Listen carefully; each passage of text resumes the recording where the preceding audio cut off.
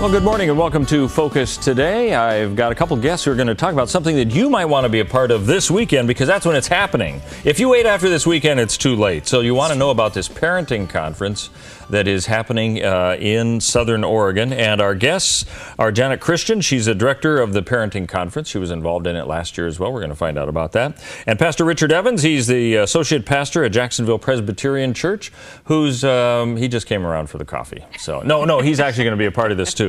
Let's get right into this. This is, see, I saw the name of it, Toddler to Teen Parenting Conference. And I suppose my amazing concept of evaluation, it's probably for parents who have toddlers through teens. Am I right on that? Did I get that right? We're so proud of you. Nicely done. Well, it's because you named it there, and it makes sense. We tried to. So if you got a toddler all the way up to junior high, teenage years, they're going to find something in this conference this Saturday for them, right? Correct. Give the big picture first. What's it all about? The big picture is that we are all struggling, and we want at one level or another, and so we wanted to have a scattergun effect of for people to come and learn and to be encouraged. So we asked people, the very best of the best from across the valley, to come and share their heart, their passion, their love for children and for the family. All right, now that's who we have. I'm noticing a whole lot of speakers, and what'll happen is you've got, like, at any given time, 3, maybe even 4 events going on at one time that you got to choose, and it's all condensed between 1:30 to 5 o'clock this Saturday. Right. So it's not like it's taking out the entire day. You come, you have lunch, then you come to this conference at 1:30, and I'm looking at a whole lot of different things. I mean, this is for parents of toddlers to teens, but it's not how to raise your toddler necessarily, because your first track is on marriage. Right. So it's focusing right on the parents right away, isn't it? Absolutely. Correct. Yeah. Now, you're a speaker. I'm trying to look for you with all these speakers here. What are you speaking how technology is shaping you and your family. Okay. Yeah. Let's talk about that right now. Absolutely. This is something about the internet and the impact, I suppose, is part of that. Is that right? Absolutely. Our world is just changing at such a phenomenal rate. And the way that I grew up with technology all around me, but I was getting to know it and learning it. The kids, it's just there now. And so our brains are wired differently to how they were 10 years ago, 30 years ago. And so we've got parents and grandparents and aunties and uncles and anybody that works with anybody who needs to know how this is affecting their family, how they interact with each other. We're living in such a connected world, and yet we are so disconnected from one another. And really want to just wake people up to that, say, hey, technology is a great thing, we love it, we use it, but we overuse it. Sure. And we need to get back to that face-to-face contact with people as well. And I'm thinking there are parents and grandparents especially who don't even know what questions to ask. They see the kid on the internet and they're saying, you know, or on their iPhone or whatever it is, and they're not interacting with people. And it's like, what are they doing? And is this a problem? I notice you're speaking at the very end of the session. Let me just give you an idea. I mean, this is pretty complex what you have organized here. You've got lots of speakers.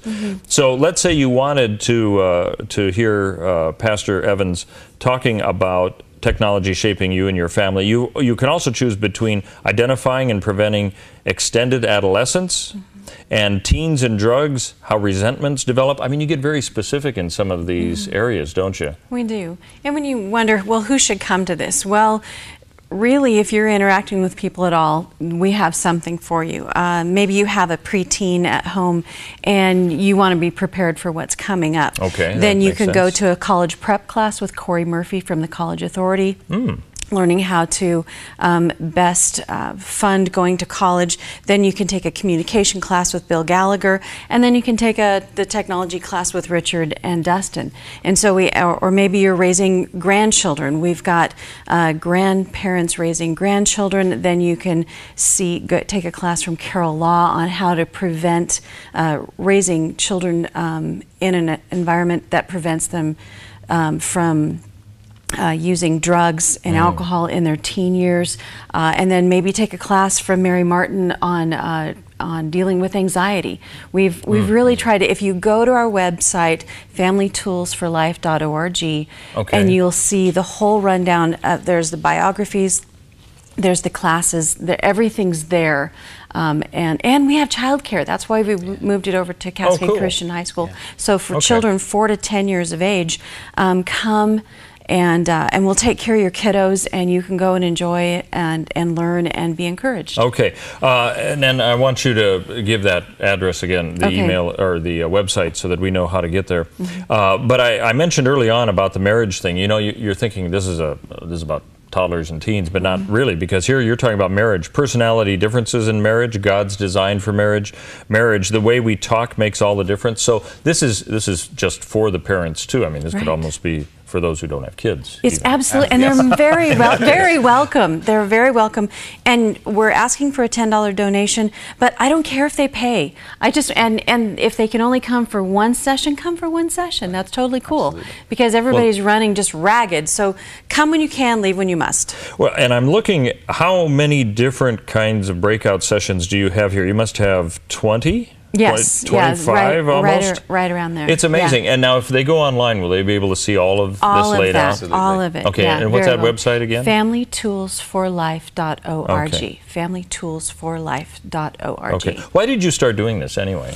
We saw a great need in the community, and I am now, and my husband and I are now empty nesters, and we've gone through some interesting challenges with our children, and out of that bore just a great burden for people that, you know, when you get kicked in the gut by life, you can stand there and suck air, or you can seek help. And so these people can help. That's why they're there. They love kids, they love teens, they love the family unit, and want to do everything they can to encourage it. And that's where it came from. Well, that's cool, because some of the issues are what you would expect. How to recognize teen drug use, you know, that's certainly one. Really if you didn't helpful. have there, you'd probably say, why don't you? But then you have other issues like one on anxiety in marriage. I mean, that sounds like that's a whole other category. Helping children through trauma. Now, I would think this would be especially helpful for grandparents.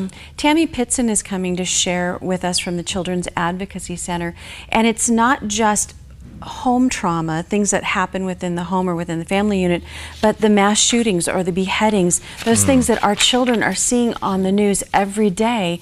She's going to walk us through, how do we address this? What's the best way to help our children cope with that? Yeah. And how did you find some of these experts in these areas? Well, they're not all from the local area, then, most of them are, yeah. Are they? Yeah, and so I have a wonderful board of people. Penny Esser from the Children's Advocacy Group, and we have Billy McCulley, that is a foster parent, and different people in education system that know.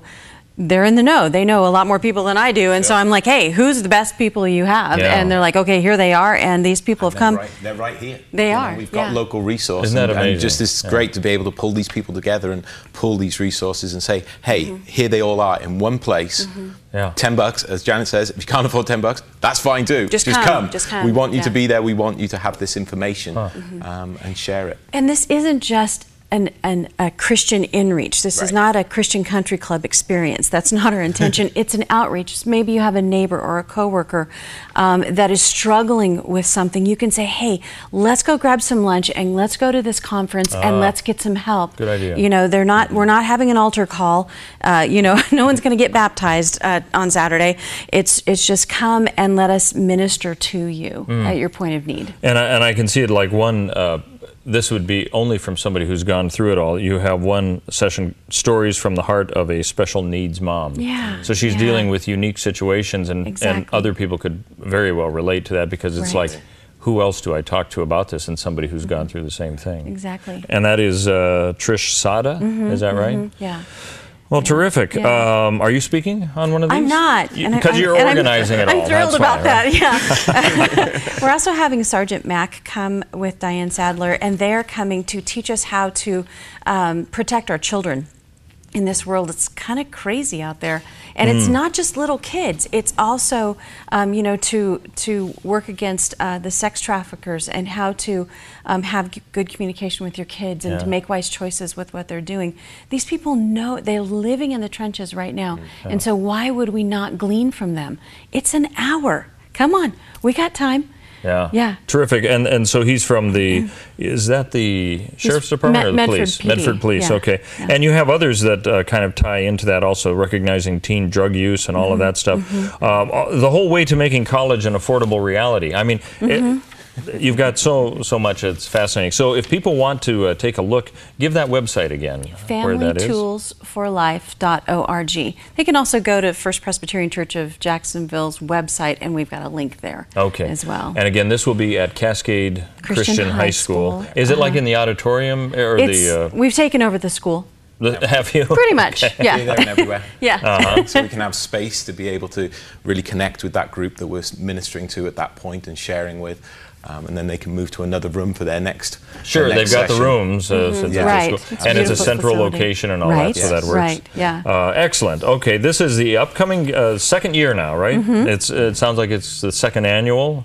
You can't really have a first annual, but you can have a second annual. You can. Toddler to Teen Parenting Conference coming up, and that is this Saturday. So don't think it's really not that far out. And you say childcare for 4-year-old to 10-year-olds. Correct. So that's pretty cool. FamilyToolsForLife.org for more information. You can also contact the Dove here, and we can let you know more about that.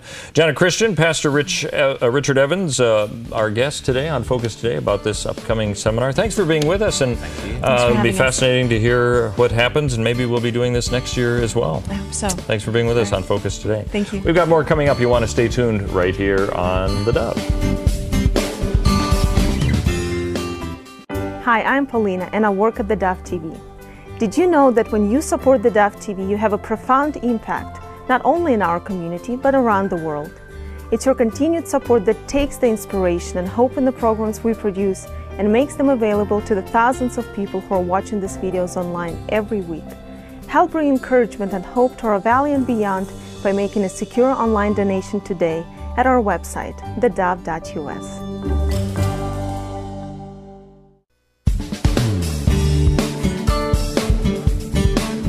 Well, welcome back to Focus Today. It's always a privilege when we can have somebody who can talk into a subject that otherwise we just read about on the news. But to get that actual personal story is always so fascinating. David Rubin is the former mayor of Shiloh, which is a town in Israel. And of course, with Benjamin Netanyahu planning to come and speak before Congress, very timely that we should be able to talk to him. And he did that just recently with our own Perry Atkinson. Well, today, what an honor to have in the studio with us David Rubin. Now, we've Skyped him in from Shiloh, Israel, but today we have him live in the studio. He's traveling the United States and in particular the West Coast, promoting his new book, Sparks from Zion. There's a picture of it there, and you're going to want to pick up this book at the bookstores, and we'll tell you about that. But David, what an honor to have you in the studio. Thank you, Perry. Good to see you, my friend. Good to be back with you. Yeah, how you doing? Doing great. I'm in the middle of a speaking tour here in Oregon and California before that, and just trying to get a little truth out there. A lot of truth out there. I want to get into the book, but before I do, the controversy over Prime Minister Benjamin Netanyahu coming to the United States to speak before the joint session of Congress on March 3rd, and even our own Vice President may be a little too busy to attend. What do you think? Well, he's already made it clear that he's scheduled to be away. He's conveniently scheduled to be away a month from now. It's a complicated issue on one hand. On the other hand, it's not complicated at all. The situation is this. House Speaker John Boehner invited Prime Minister Netanyahu to come speak about the Iranian nuclear issue primarily, also to speak about Islamic radicalism, but which is a very serious threat, not just to Israel, but also to all of Western civilization. There was an uproar over this on both sides of the ocean, mind you, because in Israel, the left-wing politicians were going crazy because they were saying, hey, whoa, March 17th is the elections, and you're making a speech to Congress on March 3rd. This is all political. It's all time to raise your prestige and make you look good in the eyes of the world and, of course, in the eyes of the voters. So they're going crazy in Israel about that. On this side of the ocean, in the United States, the Obama administration is also going crazy. They're saying, whoa, whoa, hey, protocol. What about protocol? This is not proper protocol that the House Speaker invites the Prime Minister of Israel to speak before the joint houses of Congress without consulting us. And so there are some differences of opinion on whether they were consulted or not consulted, but the fact is that they're saying that it's an issue of protocol. And so therefore, the Obama administration is saying that Netanyahu should postpone his speech by several weeks. The left-wing Labor Party in Israel, which is calling itself the Zionist Union these days for the purpose of the elections, they also are saying that Prime Minister Netanyahu should postpone his speech by several weeks. The problem is that all of this really has nothing to do with protocol, and it has nothing to do with the Israeli elections. What it has to do with is that the Iranians are going full force in their nuclear program to acquire a nuclear bomb with which to destroy Israel. They've stated it very clearly.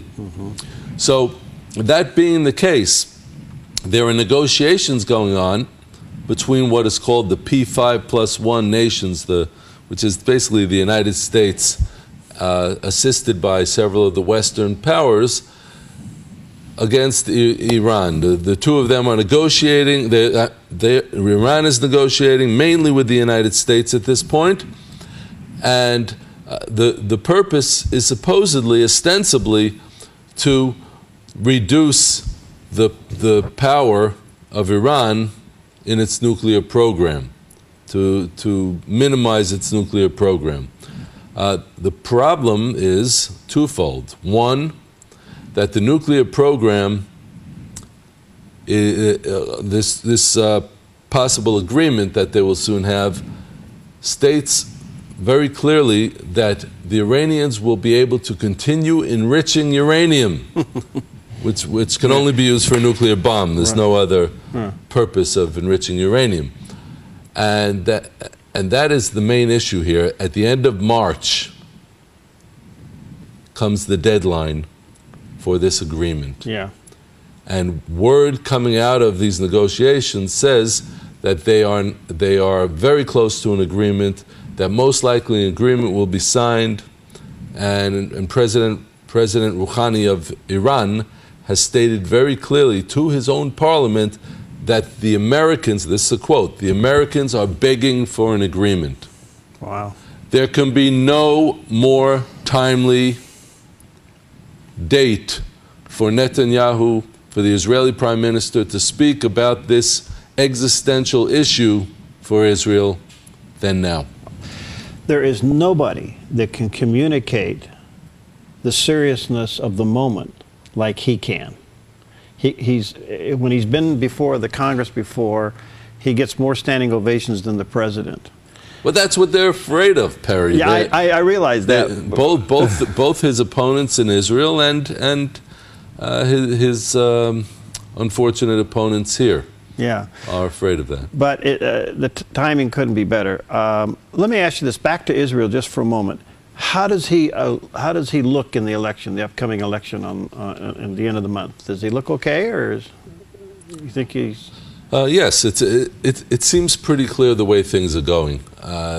He is the candidate for the Likud. Remember, it's a parliamentary system. Right. So you don't vote for a person, you vote for a party. And the top person on that party's list of candidates is the one that becomes prime minister. So the Likud is predicted, according to almost all the polls, to be barely edging out the Labor Party, which, as I said, is calling themselves a Zionist Union these days, even though one could question their Zionism in terms of their loyalty to the land of Israel and their passionate desire to give away parts of the land of Israel. Right. So that's the way it's looking right now, that Prime Minister Netanyahu will likely become the next Prime Minister of Israel in the next term, and mainly because there are more right-wing parties, and there are more people who lean right of center than left of center in Israel. And as you know, Prime Minister Netanyahu is right of center, and there are several parties to the right of him. Do the Israelis blame Netanyahu for the strained relationship with the United States? Because we see it as nothing more than the president and this administration being, if I can say it, anti-Israel. They're certainly not friendly. But I was wondering how it's being interpreted in Israel. Well, for political purposes, the left is saying that Netanyahu is ruining the relationship with the United States. Okay, that's what I thought. He's destroying the relationship with the United States. Yeah. But as you just stated, it's anything but the truth. But the truth. The fact is that Netanyahu is merely reacting to a very, very unfair and biased Obama administration that doesn't seem to really understand the Middle East. And if they do, then they are passionately against Israel. I can't help but think that his speech before the joint session will certainly sound the alarm of where things really are with Iran and Israel, and even though we're in the midst of these so-called negotiations, that we just cannot allow Iran to get the bomb. And with his ability to communicate that in such a passionate way, an elegant way, will probably stir the American people deeply. I have no doubt about that. He is a brilliant communicator, and his English is excellent for an Israeli. And because he did, after all, grow up here as a teenager and into college, and he went to MIT, and so his English is quite good, and he speaks well. And he's certainly, nobody knows the facts in Congress as well as Prime Minister Netanyahu does. Do you think he'll draw the red line again, like he did before? He usually has a couple of props with him. It's possible that he will again. Yeah. But again, I think it's critical that he speak at this time. It's critical that the members of Congress get this information. And I think what's actually very interesting will be to see which of the Democrats show up. Yeah. Or which of the Democrats don't show up. Because they always say they're pro-Israel. Yeah. Everyone that says, well, it's a bipartisan issue, Israel, and the Republicans are pro-Israel, the Democrats are pro-Israel, okay, except for a few exceptions here and there. Let's see which of the Democrats don't show up. Yeah. And aside from Joe Biden, of course. Yeah, well, God bless Joe. Uncle Joe, yes. Tell us about your book. Why did you write this one? Well, Sparks from Zion. Yeah, it's pretty simple. was basically referring to two kinds of sparks from Zion. We have the sparks of the fire of the Middle East, the terrorism, the car bombings, the shootings, the explosions being caused by Islamic terrorism throughout the Middle East and all around Israel. But within that terrorism, within that madness of the Middle East, you have this little spark, this little ray of light that shines through, and that is Israel. And so my book relates to all of the above. It's a compilation, a best-of compilation of my articles that I've written over the past year to a year and a half. And so it's basically a journey through a year and a half of the news in Israel. All right. A chronological journey, and I address all of the major issues having to do with Israel's relations with America, with Europe, with the Islamic world, and the Islamic world itself, the internal politics in Israel, you name it. Sparks from Zion by David Rubin. And let me give you a picture there. I'm sure you can get it online at Amazon. Look for it at Barnes & Noble. It is put out by Shiloh Israel Press. Now, can they get this through one of your websites? Yes. Well, as you said, they can go right to to Google. Just Google Sparks from Zion, David Rubin, Okay. and it'll pop up right away, and you can order it immediately. Of course, you can go to the websites davidrubinisrael.com, and I have, of course, my other website, that's for the Children's Fund. But if you're looking to order the books, the best thing is to go right to davidrubinisrael.com. All right, David is also the president and founder of Shiloh Israel Children's Organization. We want to talk to him about that coming up in just a moment, and more about the tensity of the time. And we'll take a quick break. We'll be right back with David Rubin. Hi, I'm Paula, and I work at theDove TV. Every day we get letters and emails from people who've been encouraged, blessed, and challenged by the programs on theDove TV. But we couldn't do it without you. Did you know that more than 90% of our income comes from people like you? You can help us continue to bring inspiration and hope to our community by making a secure online donation at our website, thedove.us, or call us at 541-776-5368. Okay, we are back with our very special guest today, David Rubin. We have Skyped him in from Israel, there in Shiloh. You were mayor there for how long? I was mayor for 2 years. 2 years. And I moved on to bigger and better things, I believe. I don't think that moving up in politics is necessarily bigger and better. Okay, that's why you're happy and you have a smile on your face. He's authored a new book called Sparks from Zion. For those watching, there's a picture of it. Look for it. You can order this book through his website. He has a couple of them, but you can get the book through davidrubinisrael.com. And he also heads up the Shiloh Israel Children's Fund, and that website is shilohisraelchildren.org. But I've always said, whatever God saves you from or brings you through, He turns around and makes you a minister to, and that's the basis of your children's fund, isn't it? You had an experience, you and your son. Well, it's true. When we were coming back from Jerusalem 13 years ago, and the halfway home, the car was hit with a massive hail of bullets. The car went completely dead. Bullets were flying. Terrorists were on the side of the road shooting with AK-47 assault rifles. I was shot in the leg. My son, we later found out, was shot in the head. And the bullet that went into his head and through his neck missed his brainstem by 1 millimeter. Well, it wasn't easy to get away from the terrorists. The car was completely dead. I got the car to start. Eventually, as the terrorist was still shooting and thank God missing, we got up to the next community up the road where I was pronounced the 1,000th victim of terrorism by the public relations director for the hospital that I eventually got to.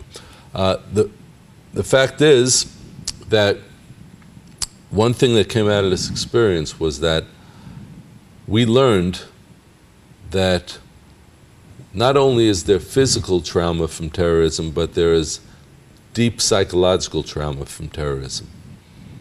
And we saw it in my son. We saw that it needed to be healed, and we got to work eventually starting to heal it. How did I heal it?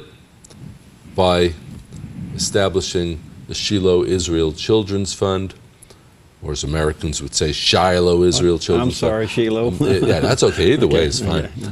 So the purpose is to heal the trauma of the terror victim children and to rebuild the biblical heartland of Israel. So we have programs using art and music and animals. We built a petting zoo. We have a horse farm. And all of these techniques, all these methods of therapy and healing are literally saving the lives of thousands of children in the biblical heartland of Israel. By the way, when I say biblical heartland, I'm referring to Samaria, which is the region north of Jerusalem, Judea, which is the region south of Jerusalem, and those are the two areas that comprise what much of the world calls the West Bank. Okay, which is a fictional term that was invented by the Arabs. Right. I can't imagine, David, living like you have lived with the threat of a bomb over your head at any moment. I don't think we in America, even though we talk about it, it's been given more press, we still can't get our head around the fact that any moment a missile could hit you. Look, that is the reality that we face, and thank God we're resilient people. We stand up to the pressures, and we know what we have to do. We keep our eye on. How do they say? Keep your eyes on the prize. You know, that's what we do. We're focused on building our country, rebuilding our country as a sovereign nation once again. And I believe that this is a mission from the Almighty. This is something that is not easy, and it involves a lot of sacrifice, but we're doing it, and thank God we're succeeding at it. Do most Israelis believe in the Abrahamic covenant? Most, I would say, a substantial minority do. Okay. Okay, a substantial minority believes that we are the chosen people of God, that we were given a responsibility. Okay, by the way, important to point this out. Yeah. Being a chosen people doesn't mean that we just have these privileges. Right. You know, some of the Jew haters will say, well, who do they think they are? Mm-hmm. Well, so who do we think we are? Who do we know we are? And we're people that has been given an awesome responsibility, and it's not easy. I got news for you. Yeah. But it's a responsibility to be a spiritual leader in the world, and it's a responsibility that yes, there is a majority of Israelis that don't yet fully comprehend that responsibility, but there are many of us who do, and we're growing in numbers. The tug of war to politically within Israel to give more land away to supposedly maybe buy peace, and those who say no, the line has been drawn in the sand. That must be an incredible tug of war, because if the left was to win election in Israel, what would happen? Well, they would try to give it away. That's unbelievable. They would try to give away the biblical heartland of Israel. So they'd give away the West Bank? Absolutely. They would try to. Yeah. Yeah, I keep stressing the word try. Okay. And there's a reason for that. Would there be civil war over that? Because, no. I think that there would be a lot of tension, certainly, as there was when Israel gave away the Gaza Strip. Right. But civil war, I don't believe there would be. But again, I said they would try to give it away. Okay? The Palestinian Authority is not prepared to accept Samaria and Judea. They're not prepared to accept it. They don't want it. They want everything. So if they had to, even with the left, even negotiating with the Israeli left, if they take Judea and Samaria and create their state of Palestine, you know, this terrorist state that never existed, and they establish it there in the biblical heartland, well, they're just going to want it as a stepping stone for the rest of Israel. And even the Israeli left would not be able to sign an agreement, a peace agreement with these people, unless there was a clause in there saying that they will give up, that the Palestinians will give up all claims over any other part of Israel. And they won't do that. Yeah. They won't do that because they want it all. They want all the Jews into the sea. So if the left got elected, it would be terrible, but it wouldn't be the end all. How has the response been to King Abdullah, Jordan, responding to the killing of that Jordanian pilot? I mean, it's been unbelievable to see him mount military response. What do you think of it? I think it's a common sense response. I'm not necessarily a big fan of King Abdullah of Jordan. Yeah. But when you're fighting against Islamic radicals like ISIS, you have to fight on their turf. You have to fight on their terms. You can't win a war. We see this in every single war that's fought with Islamic terrorist groups. And I could name several in recent years. There has been no clear-cut victory for Israel or for the West, and that's because we try to fight on Western terms.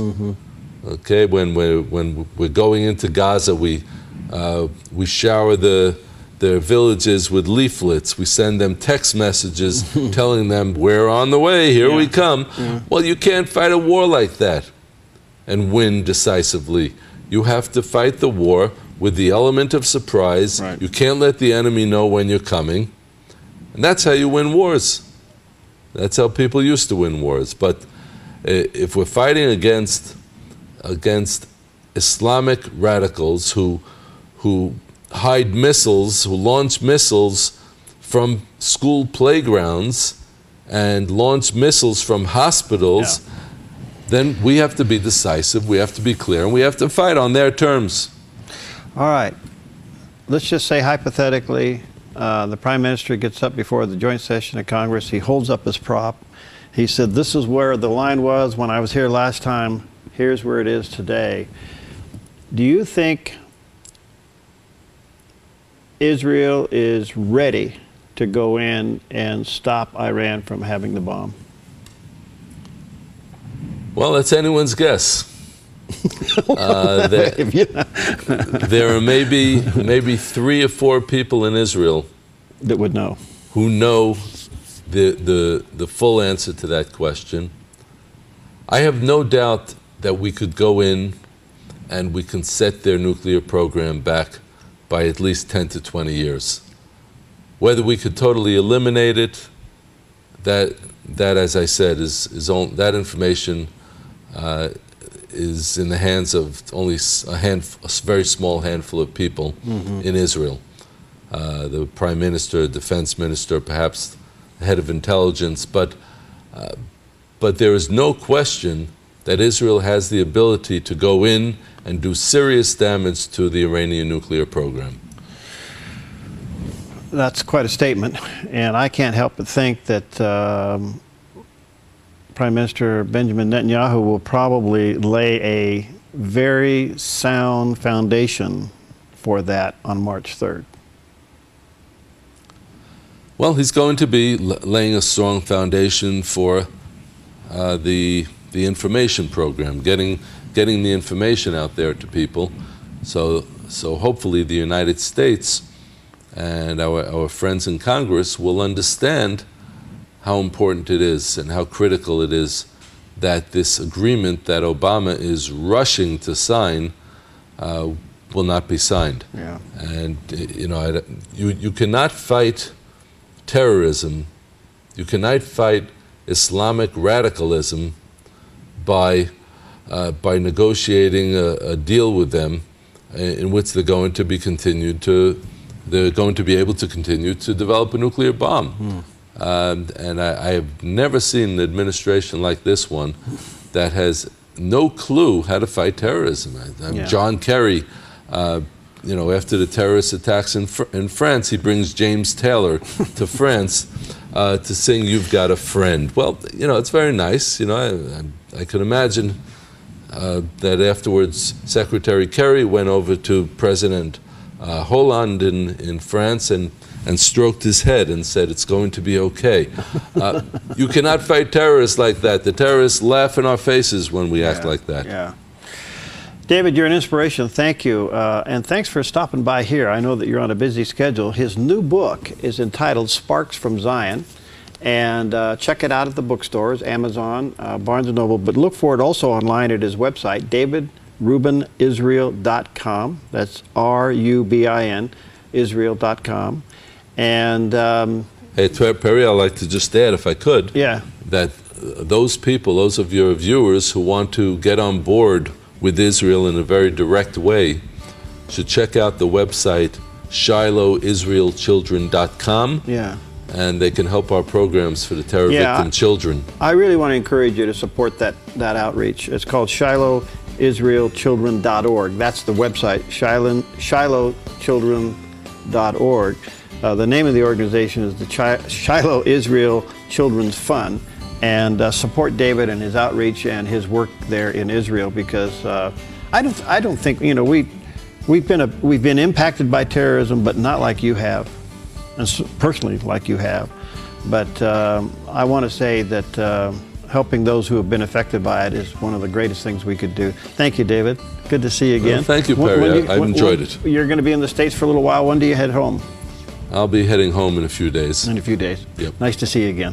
Thank you. Coming up on Focus today, we're going to be talking about the changing media concept of what you're seeing being produced by Christian media outlets as we talk to a producer of a new movie that's coming out. It's coming up on Focus today.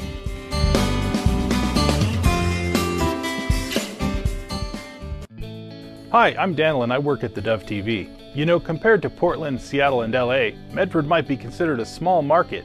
But at theDove, we're excited about the opportunity to make a big impact right here in our community. And you help make that happen. Did you know that more than 90% of our income comes from people like you?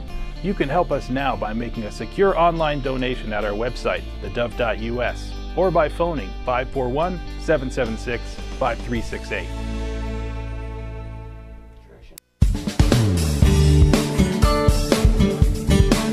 Well, welcome back to Focus today. We've got an interesting guest who is in the behind-the-scenes aspects of something you might be seeing coming up at the theater or maybe on your own DVD player. His name is Mitch Wright. He's a national award-winning TV film and film producer. 16 years experience in documentary films, 23 years experience in live events and televised productions. I thought I was going to be talking to somebody who's 65 years old. He doesn't look that way. So the first question I have, are you really Mitchell Wright?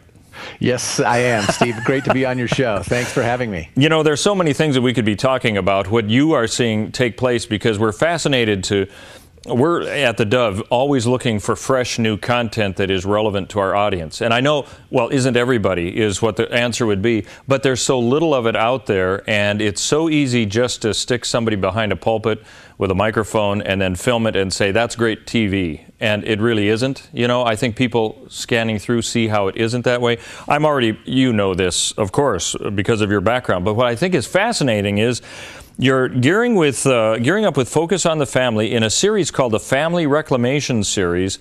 And it looks like the first film out of this is The Dropbox. Have I summarized that accurate? Is that the first film out of this series? It's actually, you're close. It's the second. We came out last May with our first documentary film, Irreplaceable, which really looked at the question, does family still matter, and God's design for families. So this is our second doc in that series, and it is The Dropbox, and it is a fantastic film done by a young filmmaker right out of SC Film School that, to your point, there are storytellers out there that are gifted by God that can do things as good as anybody else in the market, and we want to be able to have that kind of quality in our storytelling first, but we tell the stories that, really simply God working extraordinary things through ordinary people, but through the gifting of great storytellers, filmmakers that can bring this to light in a fantastic way. So if I have this right, then you're coming alongside some of these people that you're targeting, saying these people will have a story to tell, they know how to do it, and we want to help you as much as possible. So it's kind of an independent production that you're trying to say, you sold us on it, let's work with you. Is that right? That's right. That's right. For The Dropbox, that is the case. We actually, Irreplaceable was our film that we did soup to nuts all the way through production. This one we teamed with Kindred Image, another nonprofit, and Arbella Studios to present The Dropbox, which it's a fantastic film, a story of a pastor in South Korea that was tired of seeing babies left abandoned by dumpsters and doorways, that created a night deposit box in his home that gave these young lives a safe place and then eventually a forever home. that they need a whole lot of care, and he was the first to kind of step up and provide that for them. You know, we covered a news story on that about a year ago, and that was the first I think any of us had heard of this. I guess it's more of a phenomenon that actually happens in some Asian countries that way, where it's literally like you would have almost like a mailbox that's inside of a building, that where the door outside the building where people can come in, leave a baby, it goes in, and then it becomes an orphaned child pretty much. Is that kind of what the drop box is about? Yes, it is, Stephen. It's really for those young women who had no other recourse, no other option available, and in fact, some that would consider killing themselves and their baby because it looks so shamefully in that culture. But this provides them a way that they can leave their child in safe hands with total anonymity, and then provide a life and a chance for these young children. And that's what the Dropbox is, just a fantastic way of seeing God at work through the lives of regular people like you and I, but that each of these children that were considered of very little worth are just beautiful children that have such value and have a purpose, a God-given purpose in this world for this time. It's very much like, and the thing that's really cool about this story, Steve, is that Brian Ivey, the young director that we're working with on this film, wasn't a Christian when he went out to tell this story. He saw it as a great story that might get him a chance at Sundance Film Festival. But what it ended up doing is really kind of waking him up to what God does with all of us. We're all we have our disabilities, our brokenness, and yet we're adopted into the family that God gives us. And he was able to really see that while he was documenting Pastor Lee and his wife and what they do and have done for over 600 children now. But it really changed his life and let him see what the Father's love truly means in his life. And he's a changed man, totally passionate about telling this story now and others. It's fun to see what God does with these young creative people that are now kind of set loose on the world to tell of the great stories of what God does. That's amazing. How will we be able to see this? It's a limited engagement. We're in 700 plus theaters nationwide on Tuesday, March 3rd, the 4th, and the 5th. So Tuesday, Wednesday, and Thursday of next week. It's a limited engagement, but we want to create more of an event than just a chance to go out and see a story. What we have immediately following the film, we'll have a panel discussion with Brian Ivey. We'll get to ask some questions of him and what was on his heart as he came to make this film. We also have Stephen Curtis Chapman and his wife, who have a real heart for the orphan. Oh, yeah. It's the way that we can have a dialogue immediately after seeing this wonderful film in the world premiere of it, to think about what does that mean to care for the lost and the least, the orphan and the widow in our neighborhoods, or if it's something that lights a spark in someone's heart and sends them halfway around the world to care for orphans. Fantastic. Yeah. We just want to start that conversation and look to do that next week. Sounds cool. Now, is that coming to the Medford area? Yes, it is. If you go to the Dropboxfilm.com, we have a list of all the theaters in your area that you can go and get some tickets for, and a portion of the proceeds from every ticket will go toward building a new orphanage for Pastor Lee and caring for orphans around the globe. Okay, what I'd urge you to do in the future when you have these, get in touch with us early on, and we can really get the word out, because to plan out this a little bit further would be a terrific thing, and we'd like to partner with you on that. We've only got about a minute, so let me ask you, what the purpose of this kind of a series, Focus on the Family, is moving more towards film, is that right? Yeah, well, they've done film in the past. I'm kind of new to Focus. I've been here 2.5 years, but the idea is using 21st century tools, much like what you're doing, Stephen, with the web TV is one aspect of reaching people in our culture in really germane ways. And I think there are times when you want to invite a friend to church, and that just hasn't taken root, but it's a lot easier to perhaps say, I hear some good things about this film, let's go down to our local theater, and that's where I think the church can really start to activate in culture with these wonderful stories that really have an underlying message. Great stories that serve an even greater purpose is really what we want to be doing and sharing God's love. Hey, that's cool. Let's partner in the future. That sounds great. Mitchell Wright, our guest, the Dropbox coming in on Tuesday. We'll be telling you more about that. Thanks for being with us on Focus Today. Hi, I'm Jim, and I work at theDove TV. Every weekday between 6 and 8 a.m., our award-winning news and sports team bring you the best morning show around. It's live, it's honest, and it's a whole lot of fun. And you help make it happen. Did you know that more than 90% of our income comes from people like you? You can help us continue to air local programs that share your voice by making a secure online donation at our website, theDove.us.